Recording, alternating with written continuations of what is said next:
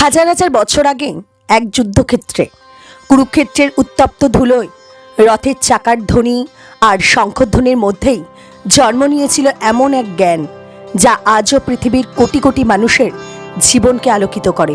শ্রীমদ্ ভগবদ্ গীতা। গীতা শুধু একটি গ্রন্থ নয়, গীতা হলো জীবনের মানচিত্র। গীতা হলো অন্ধকারের আলো। গীতা হলো ভয়, দ্বিধা, দুঃখের মুহূর্তে আশার হাত ধরে পথ দেখানো একজন সদ্গুরু। কেউ বলে গীতা ধর্মের বই, কেউ বলে এটি দর্শনের বই, কেউ বলে এটি জীবনের বিজ্ঞান। আর সত্যি কথা হলো, গীতা হলো আমরা কিভাবে বাঁচব সেই মহান শিক্ষা। মানুষ যখন নিজের জীবন নিয়ে দ্বিধায় পড়ে, করব কি করব না, কোন পথে চলব, কোনটা ঠিক কোনটা ভুল, কাকে বিশ্বাস করব, ঠিক তখনই গীতা আমাদের কানে কানে বলে, নিজের কর্তব্যে স্থির হও, ভয় পেও না, সত্য পথে দাঁড়িয়ে কাজ করো, ফল ভেবে পিছিয়ে যেও না। এই কথাগুলো প্রথম বলা হয়েছিল এক যোদ্ধা অর্জুনকে। অর্জুন তখন ভেঙে পড়েছে, তার হাত কাঁপছে, মন ঢেকে গেছে ভয় আর বিভ্রান্তিতে। শত্রুর সামনে নয়, নিজেদের ভুল আর দুর্বলতার সামনে মানুষ বেশি ভেঙে পড়ে। এই সত্য অর্জুনকে দেখানো হয়েছিল। তখন রথের আসনে দাঁড়িয়ে শ্রীকৃষ্ণ হাসি মুখে বলেছিলেন সেই অমর বাণী, যা আজও মানুষের হৃদয়ে শক্তি জাগায়। যখন মন দুর্বল হয়ে পড়ে, তখন জ্ঞানই তোমাকে রক্ষা করবে। আজকের পৃথিবী দ্রুত বদলাচ্ছে। মানুষের কাছে আছে টাকা, প্রযুক্তি, আরাম, কিন্তু নেই শান্তি। চাপ, দুশ্চিন্তা, ভয়, প্রতিযোগিতা, সম্পর্কের টানাপোড়েন, হতাশা, প্রতিদিন এগুলো যেভাবে আমাদের ঘিরে ধরে, মনে হয় যেন ভিতরে ভিতরে আমরা একটি অদৃশ্য যুদ্ধের সঙ্গে লড়াই করছি। আজকের মানুষও অর্জুনের মতো। অসংখ্য প্রশ্ন আমাদের মনকে কুড়ে কুড়ে খায়। আমি কি ঠিক পথে আছি? আমার জীবনের উদ্দেশ্য কি? ব্যর্থতা কেন আসে? লোকেরা আমাকে বুঝতে পারে না কেন? কষ্ট কেন বারবার আসে? ঈশ্বর কি সত্যি আছেন? এই সব প্রশ্নের উত্তরে গীতা একটাই কথা বলে, নিজের অন্তরকে জাগাও, সত্যকে জানো, আত্মাকে জানো, তুমি দুর্বল নও। গীতা আমাদের শেখায়, যে মানুষ নিজের মনের ওপর জয় অর্জন করতে পারে, সে পৃথিবীর ওপরও জয় অর্জন করতে পারবে। অনেকে মনে করেন গীতা শুধুই ধর্মের কথা বলে। আসলে গীতা বলে ধর্ম নয়, ধর্মানুষ্ঠান, যা হলো নিজের কর্তব্য। ছাত্রের কর্তব্য পড়াশোনা করা, কর্মীর কর্তব্য সততার সাথে কাজ করা, গৃহস্থের কর্তব্য পরিবারকে রক্ষা করা, মানুষের কর্তব্য সত্য, দয়া, ধৈর্য রক্ষা করা। যে নিজের কর্তব্য নিষ্ঠার সঙ্গে পালন করে, কর্মফল ভেবে পিছিয়ে যায় না, সেই মানুষই গীতার মতে উচ্চতম। গীতা কোনো কঠিন দার্শনিক বই নয়। গীতা খুব সহজভাবে বলে, মনকে নিয়ন্ত্রণ করো, তাহলেই সুখী হবে। কর্ম করো, ফলের আশায় নয়। সংকটে ভয় পেও না, এগিয়ে যাও। যা নিয়ন্ত্রণে নেই তা নিয়ে অকারণ দুশ্চিন্তা করো না। অহংকার ছাড়া জীবনে শান্তি আসে। ক্ষমা ও দয়া মানুষকে বড় করে। ঈশ্বর কখনো তার ভক্তকে ত্যাগ করেন না। আজ আমরা যখন জীবনে সমস্যায় পড়ি, অভিমান, হারানো, ব্যর্থতা, প্রিয় মানুষের দূরে সরে যাওয়া, তখন গীতার একটি শ্লোকও মুহূর্তেই আমাদের মনকে শান্ত করে দেয়। গীতা বলে, মানুষ, তুমি নিজের ভেতরের শক্তিকে চেনো, তুমি অসীম। গীতার অর্থ বুঝে নিজের জীবনে প্রয়োগ করতে পারলেই সত্যিকারের ফল পাওয়া যায়। যেমন, যদি রাগ নিয়ন্ত্রণে রাখতে না পারি, যদি অহংকার ছাড়তে না পারি, যদি কাজ করার আগে ভয় পাই, যদি ব্যর্থতার কারণে নিজেকে দুর্বল ভাবি, তবে গীতার জ্ঞান বইয়ের পাতায় বন্দি থেকে যাবে। গীতার মূল উদ্দেশ্য মানুষকে তার নিজের সত্য পরিচয় বোঝানো। আমি দেহ নই, আমি আত্মা। এই এক সত্য মানুষকে অমর সাহস দেয়। আজকের ব্যস্ত জীবনে সবাই বই পড়ার সময় পায় না, তাই এই ভিডিওর মাধ্যমে আপনি পাবেন গীতার সহজ ভাষার সারমর্ম, 18 অধ্যায়ের মূল শিক্ষা, জীবনের সংকটে গীতা কী বলে, কর্ম, ভক্তি, জ্ঞান ও যোগ প্রত্যেকটির গভীর ব্যাখ্যা, আর ঈশ্বর ও মানুষের সম্পর্কের গোপন সত্য। গীতা শুরু হয় এক গভীর মানসিক বিপর্যয়ের গল্প দিয়ে। অর্জুন, সবচেয়ে শক্তিশালী যোদ্ধা, যাকে কেউ হারাতে পারে না, সেই অর্জুনই যুদ্ধক্ষেত্রে দাঁড়িয়ে ভেঙে পড়ে। তার হাত কেঁপে ওঠে, শরীর দুর্বল হয়ে যায়, চোখে জল চলে আসে। এক মুহূর্তে মনে হয় সে কিছুই করতে পারবে না। এই দৃশ্য আমাদের জীবনেও বারবার ঘটে। যখন সমস্যার পাহাড় সামনে এসে দাঁড়ায়, তখন আমরা থেমে যাই, আমাদের ভেতরের শক্তি যেন নিভে যায়। ঠিক তখনই জীবনে প্রয়োজন হয় একজন পথপ্রদর্শক, একজন গাইড, একজন গুরুর, যিনি আমাদের হাতে হাত রেখে বলে দেন, ওঠো, দাঁড়াও, তোমার ভেতরেই আলো আছে। আর শ্রীকৃষ্ণই ছিলেন সেই আলো। মানুষের মন কিভাবে কাজ করে, কষ্ট কেন আসে, কিভাবে ভালো কর্ম আমাদের রক্ষা করে, অহংকার কেন মানুষকে ধ্বংস করে, এই সবই গীতা এমন সহজ ভাষায় ব্যাখ্যা করে যা আজকের মনোবিজ্ঞানের থেকেও গভীর। গীতার শিক্ষা অনুসরণ করলে মন শান্ত হয়, ভয় কমে, ধৈর্য বাড়ে, রাগ কমে, সম্পর্ক ভালো হয়, কাজের প্রতি নিষ্ঠা বাড়ে, আত্মবিশ্বাস গড়ে ওঠে, আর জীবনে সঠিক সিদ্ধান্ত নিতে সাহায্য করে। এটাই হলো গীতার শক্তি। কুরুক্ষেত্র শব্দ শুনলেই মনে হয় যুদ্ধক্ষেত্র। আসলে কুরুক্ষেত্র মানে ধর্মক্ষেত্র, একটি পবিত্র ভূমি যেখানে সর্বদা সত্যের জয় হয়। এই শিক্ষা শুধু যুদ্ধের জন্য নয়, জীবনের জন্য, সমাজের জন্য, শান্তির জন্য, প্রত্যেক মানুষের মনের জন্য। মানুষ যখন সংকটে পড়ে তখন তার মন বিভ্রান্ত হয়ে যায়, শক্তিশালী মানুষও দুর্বল হয়ে যায়। অর্জুন যুদ্ধক্ষেত্রে দাঁড়িয়ে নিজের স্বজনদের দেখে ভেঙে পড়েছিলেন। আমাদের জীবনে যখন সমস্যা আসে তখন আমরা নিজের শক্তি ভুলে যাই। দুশ্চিন্তা, ভয়, দুর্বলতা মনকে গ্রাস করে। গীতা শেখায়, সমস্যা সামনে এলেই পিছু হটো না, সাহসিকতার সঙ্গে মুখোমুখি হও। আত্মা অমর, দেহ ক্ষণস্থায়ী, মৃত্যু মানে পরিবর্তন, কিন্তু শেষ নয়। শ্রীকৃষ্ণ অর্জুনকে বলেন, তুমি দেহ নও, তুমি আত্মা।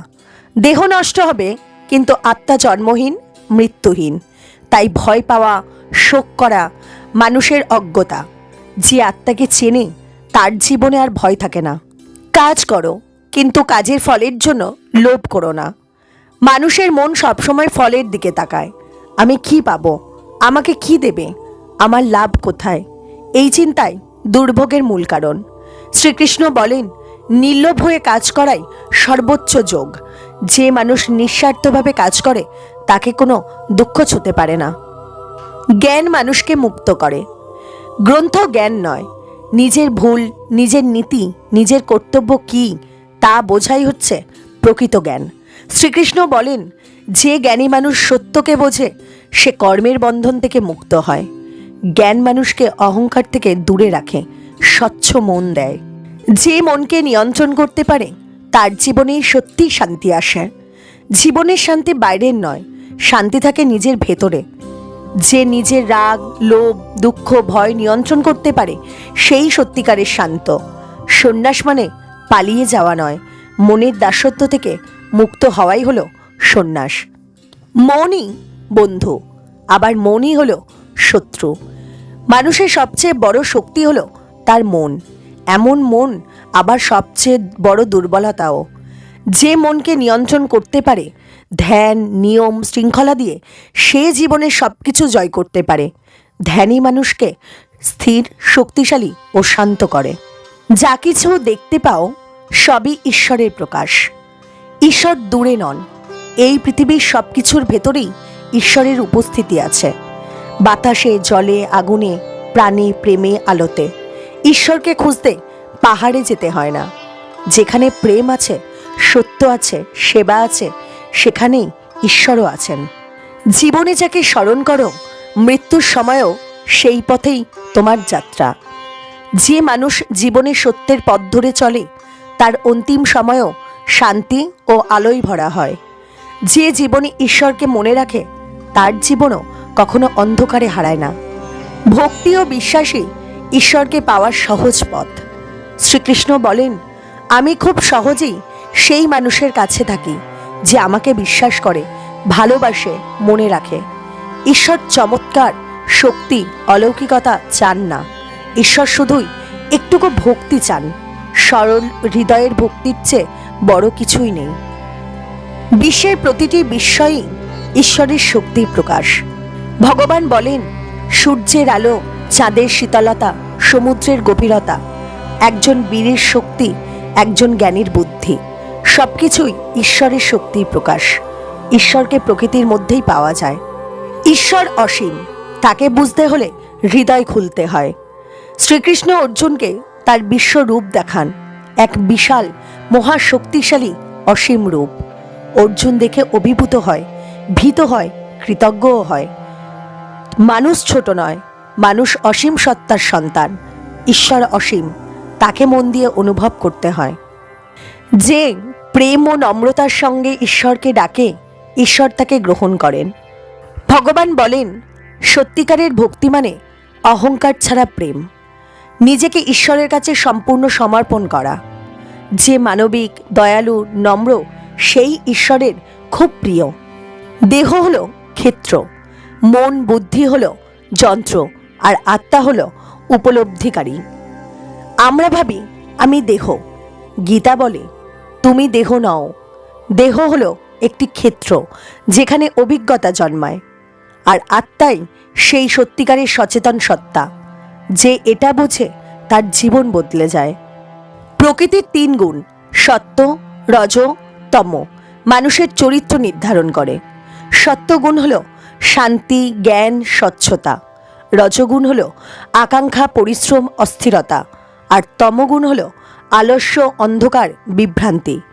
জীবনে শান্তি পেতে হলে সত্ত্বগুণ বাড়াতে হবে। ভালো কাজ, ভালো চিন্তা, ভালো সঙ্গ, নিয়ম, সৎ জীবন, এগুলো মানুষকে উন্নত করে। ঈশ্বর সর্বোচ্চ পুরুষ, সমস্ত সৃষ্টি তাঁর থেকেই। সমস্ত সৃষ্টি, সমস্ত প্রাণ, যা ভালো সবই ঈশ্বরের আলো। যে মানুষ ঈশ্বরের আশ্রয় নেয় সে ভয়হীন হয়। মানুষের ভিতরে ঈশ্বরীয় গুণ থাকলে সে জগৎকে সুন্দর করে তোলে। দয়ালু, সত্যবাদী, নম্র, শান্ত, সাহসী মানুষ, এরা দৈবগুণে গুণান্বিত। আর অহংকারী, নিষ্ঠুর, মিথ্যাবাদী, লোভী মানুষ, এরা ঐশ্বরীয় গুণে সম্পন্ন। মানুষ ঠিক সিদ্ধান্ত ও ভালো গুণে দেবত্ব লাভ করতে পারে। মানুষের শ্রদ্ধা তার প্রকৃতিকে প্রকাশ করে। মানুষ যা বিশ্বাস করে তাই সে হয়ে ওঠে। যার শ্রদ্ধা সত্যের প্রতি সে সত্যপরায়ণ হয়, যার শ্রদ্ধার লোভে সে লোভী হয়, আর যার শ্রদ্ধা ঈশ্বরে সে আলোয় ভরে ওঠে। শ্রদ্ধাই মানুষের জীবন গঠন করে। নিজের কর্তব্য নিষ্ঠার সঙ্গে পালন করাই মুক্তির পথ। শ্রীকৃষ্ণ বলেন, নিজের কর্তব্য পালন মানেই ঈশ্বরের সেবা। যে কাজের প্রতি নিষ্ঠা রেখে, ভক্তি রেখে, অহংকার ছাড়া কাজ করে সে মুক্তি পায়। মুক্তি মানে পালানো নয়, দায়িত্ব ঠিকভাবে পালন করাই হলো মুক্তি।